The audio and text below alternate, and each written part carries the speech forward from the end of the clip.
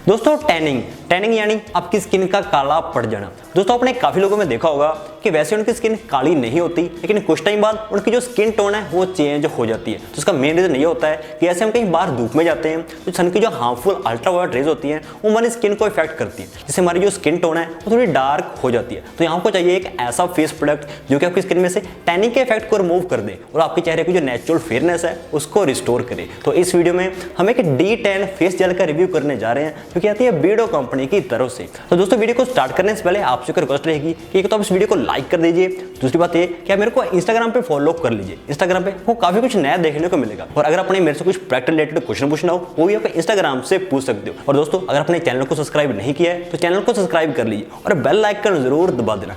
चलिए दोस्तों जल्दी शुरू करते हैं इस वीडियो को।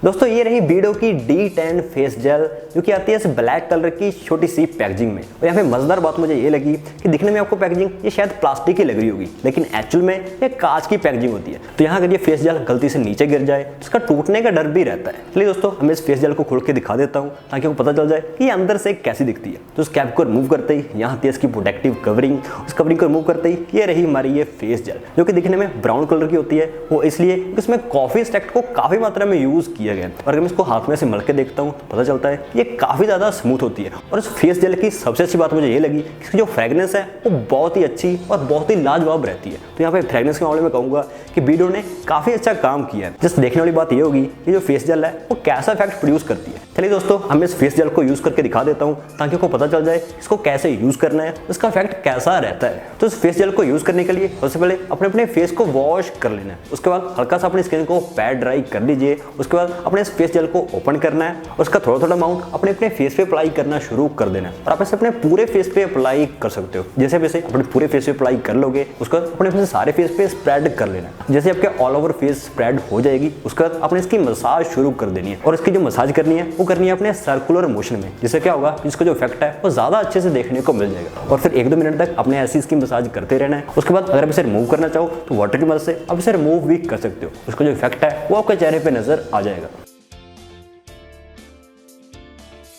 चलिए दोस्तों अब हम बात करते हैं इस फेस जेल के इफेक्ट के बारे में। देखिए अभी तक मैंने इसको 3 बार यूज किया है और मेरे चेहरे पर जो टैनिंग थी उसने काफी हद तक रिमूव कर दी है, लेकिन फिर भी टैनिंग का कुछ अमाउंट मेरे फेस पे रह गया। अब देखोगे कि आपको मेरे फेस पे हल्की सी टैनिंग की लेयर नजर आएगी, वो इसलिए कि पूरी टैनिंग इसने रिमूव नहीं की है। तो यहाँ पे मैं कहूंगा ये फेस जेल ऐसी है 2-3 बार यूज करने पर ये उतनी इफेक्टिव नहीं होती, लेकिन अगर आप इसको ज्यादा बार यूज करोगे फिर इसका इफेक्ट आपको नजर आएगा। क्योंकि अगर हम नजर मारे इसके इंग्रेडिएंट्स पे तो यहाँ पे देखोगे इसमें जो मेन इंग्रेडिएंट यूज हुए हैं वो है coffee extract and aloe vera extract. बाकी जो इंग्रेडिएंट्स जिसमें यूज हुए हैं वो आपके फेस को क्लीन करने में यूज हुए हैं। तो जो इंग्रेडिएंट्स का कॉम्बिनेशन में यूज किया गया है उतना इफेक्टिव नहीं रहता। नो डाउट इसमें कॉफी एक्सट्रैक्ट आपको मिल जाएगा जो कि आपके फेस में ताजगी बना के रखता है। इसमें एलोवेरा एक्सट्रैक्ट भी यूज किया गया है जो कि आपके फेस में मॉइस्चर बना के रखता है, लेकिन जो ओवरऑल इंग्रेडिएंट्स का कॉम्बिनेशन है वो उतना अच्छा नहीं रहता। पर एक बात और है, अगर आपके फेस में डार्क स्पॉट्स हैं, एक्ने के मार्क्स हैं या फिर काले काले धब्बे हैं तो उस केस में भी ये फेस जेल आपके लिए हेल्पफुल नहीं रहेगी। इसको मेनली बनाया गया है स्किन में से टैनिंग को रिमूव करने के लिए और स्किन को सूथ करने के लिए।